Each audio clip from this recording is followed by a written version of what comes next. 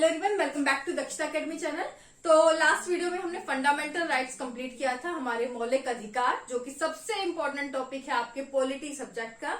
और उस टॉपिक के बाद काफी मेरे पास कमेंट आए, कमेंट आपके कल के टॉपिक से रिलेटेड ही थे।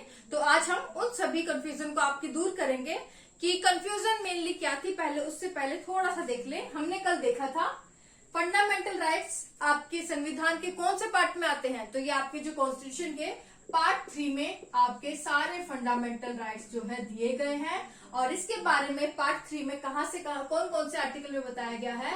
आर्टिकल नंबर 12 से लेकर आर्टिकल 35 तक जितने भी आर्टिकल हैं वो हमारे फंडामेंटल राइट्स को या फिर जो मूल अधिकार है उनको डिफाइन करते हैं। और हमारे फंडामेंटल राइट्स के जो वर्ड यूज किया जाता है वो क्या किया जाता है, मैग्ना कार्टा, है ना। तो ये सब चीजें हम कल की वीडियो में डिस्कस कर चुके हैं। अब मेन कंफ्यूजन स्टूडेंट्स को क्या थी कि कल मैंने जो आपको फंडामेंटल राइट्स कराए उसमें मैंने आपको स्पेसिफिकली बताया था आपका आर्टिकल नंबर 14 से लेकर आर्टिकल 32 तक। तो कंफ्यूजन ये थी कि आर्टिकल 12, 13, उसके अलावा 32 के बाद 33, 34 और 35 आपने कवर क्यों नहीं किया। तो मैंने इसलिए कवर नहीं किया क्योंकि वहां पर मैंने आपको सिर्फ ये बताना था कि जो मेन जो आपके विशिष्ट जो मूल अधिकार है, स्पेसिफिक जो मूल अधिकार है वो कौन कौन से कैटेगरीज में डिफाइन है। तो मैंने कल आपको बताया था कि 6 कैटेगरीज में जो है आपके जो फंडामेंटल राइट्स है वो डिफाइन किए गए हैं, जो कि स्पेसिफिक है, आपके विशिष्ट मूल अधिकार है।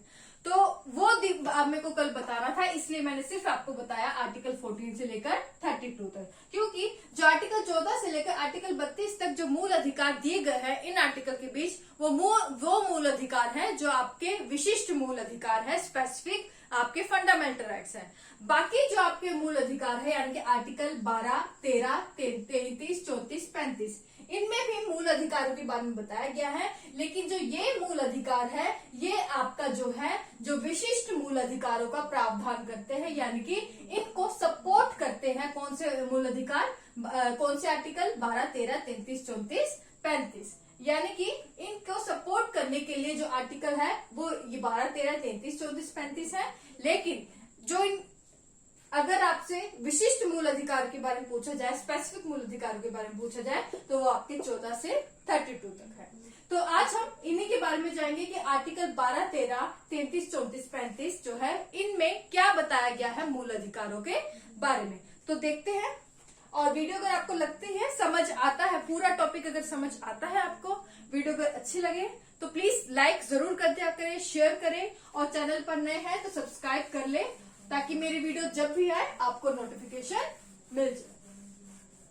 अब हम एक एक करके देखते हैं। तो फंडामेंटल राइट्स दिए गए हैं आर्टिकल 12 से 35 तक बताया गया है।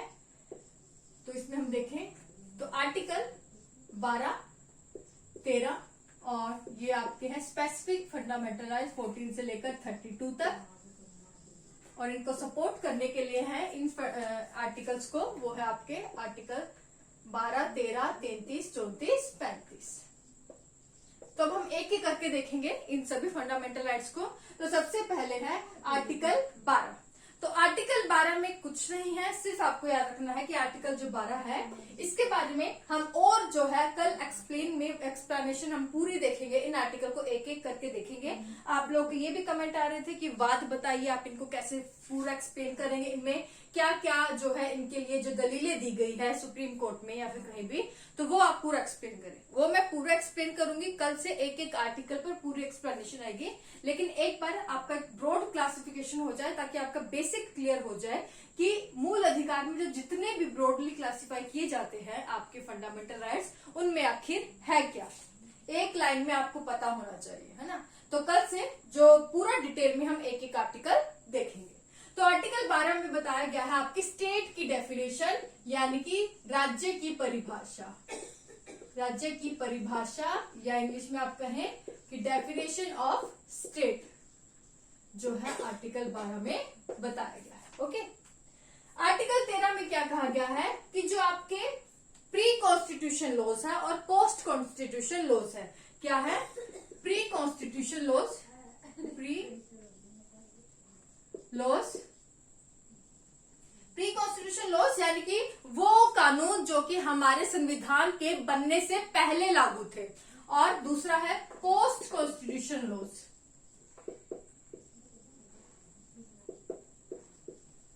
पोस्ट कॉन्स्टिट्यूशन लॉज यानी कि वो कानून जो कि हमारे संविधान के बनने के बाद बने।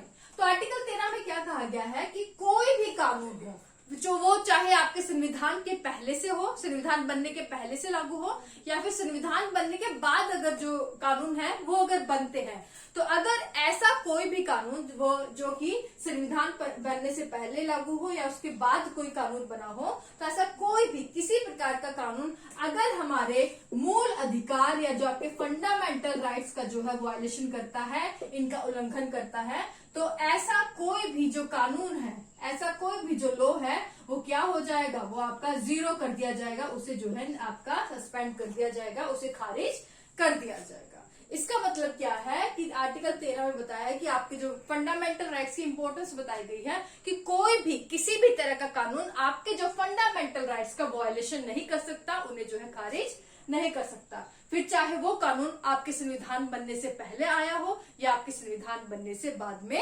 आया हो। तो ये आर्टिकल 13 में बताया गया है। अब आर्टिकल 14 से 32 में के बारे में मैंने कल भी बता दिया था आपका क्या क्या है। तो इसमें 6 कैटेगरीज में बताया गया है, थोड़ा सा बता देती हूँ मैं। इसमें आपका बताया गया है आर्टिकल जो 14 से 18 में बताया गया है क्या, राइट टू इक्वेलिटी,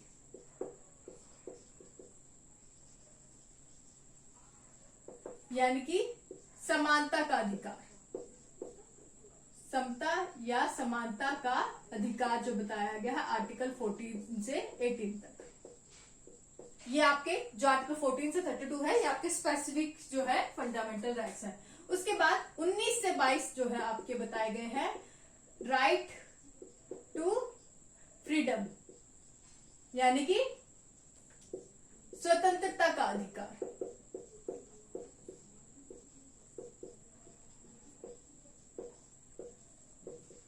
ओके, उसके बाद है आर्टिकल 23-24, उसमें बताया गया है राइट अगेंस्ट एक्सप्लॉयटेशन,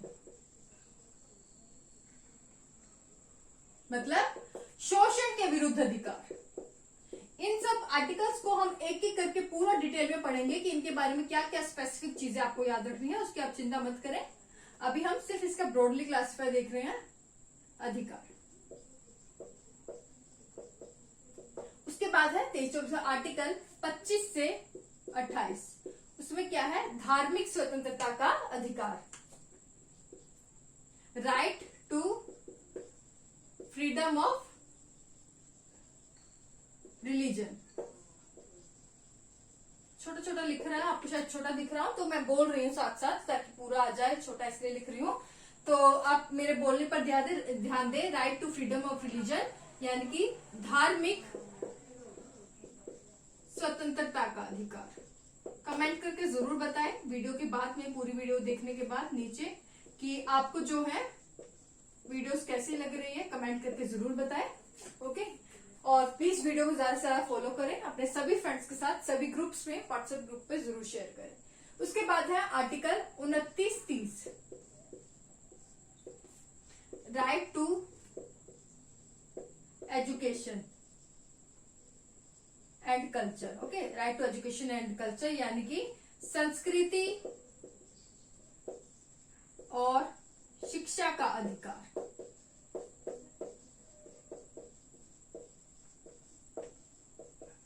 और लास्ट है आपका आर्टिकल 32 है आपका राइट ऑफ कॉन्स्टिट्यूशनल रेमेडीज। क्या है, राइट टू कॉन्स्टिट्यूशन, संवैधानिक राइट ऑफ कॉन्स्टिट्यूशन रेमेडीज यानी कि संवैधानिक उपचारों का अधिकार। अब आप कहेंगे आपने फिर से एक आर्टिकल छोड़ दिया, कौन सा आर्टिकल, आर्टिकल 31। तो आर्टिकल 31 के बारे में मैंने कल बताया था। आर्टिकल 31 को जो है, अब पहले 7 थे इस कैटेगरी में, 7 जो है स्पेसिफिक मूल अधिकार दिए गए थे, अब इन्हें काउंट करें तो 6 है। तो एक जो है हमारा जो मूल अधिकार अब कानूनी अधिकार बन गया है, आपके आर्टिकल 300A में उसे डाल दिया गया है। आर्टिकल 300A में उसे डाल दिया गया है। संपत्ति का अधिकार जो आपका वो था, उसे अब मूल अधिकार नहीं रहा, वो आपका जो है कानूनी अधिकार बन चुका है, जो कि यहाँ पे आना था 31 आर्टिकल के रूप में। तो इसका जो है संविधान संशोधन हुआ है कॉन्स्टिट्यूशन अमेंडमेंट 1978 में 44th कॉन्स्टिट्यूशन अमेंडमेंट के तहत आपका जो संपत्ति का अधिकार है वो अब आपका कानूनी अधिकार बन चुका है। आर्टिकल 300A में उसे डाल चुके। ओके, तो ये थे आर्टिकल 14 से लेकर 32 तक, जो कि आपके स्पेसिफिक फंडामेंटल राइट है, आपके विशिष्ट मूल अधिकार है। तो ये हमने कल भी देख लिए थे, आज फिर से एक बार रिवाइज हो गया हमारा। अब आते हैं आर्टिकल 33, 44, 34 और 45। तो आर्टिकल 33 में क्या बताया गया है कि जो आपके डिफेंस सर्विसेज हैं, जो आपके जो सुरक्षा जो सेनाएं हैं, जैसे कि आपकी है पुलिस है, आपकी आर्मी है, सेना है, आपकी आर्मी है, उसके बाद इंटेलिजेंस है, या फिर जो आपके जितने भी सुरक्षा बल है, जितने भी सुरक्षा बल है ना, तो इनको जो मूल अधिकार दिए जाते हैं, इनके जो मूल अधिकार है, फंडामेंटल राइट्स को लिमिट करने का अधिकार, उन्हें जो है लिमिट करने का अधिकार उनको किसको दिया गया है? संसद को या पार्लियामेंट को आपका जो ये राइट दिया गया है। तो जो आपकी सुरक्षा बल है, इंटेलिजेंस है, आर्मी, पुलिस है, इनके जो मूल अधिकार को लिमिट करने का, इनको जो है सीमित करने का जो अधिकार है वो किसको है? वो सिर्फ है आपको संसद को, यानी कि जो संसद है कानून के माध्यम से जो है इनके अधिकारों को जो है आपका लिमिट कर सकती है, इनके मूल अधिकारों को लिमिट जो है कर सकती है। तो ये आपके आर्टिकल 33 में कहा गया है।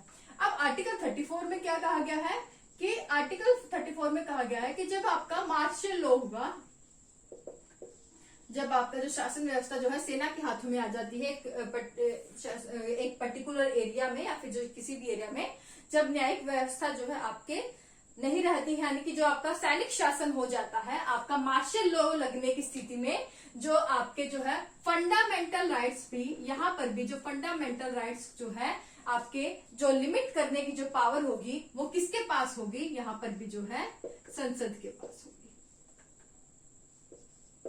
तो मार्शल लॉ लगने पर जो आपके कानून बनाए जाएंगे, लॉज बनाए जाएंगे, उसके माध्यम से जो संसद है आपके फंडामेंटल राइट्स के को जो है निलंबित जो है कर सकती है, उनको लिमिट जो है वो आपके कर सकती है। फंडामेंटल राइट्स को संसद जो है कानून के द्वारा। तो किसके पास शक्ति है आपके फंडामेंटल राइट्स जो है लिमिट करने की, उन्हें निलंबित करने की?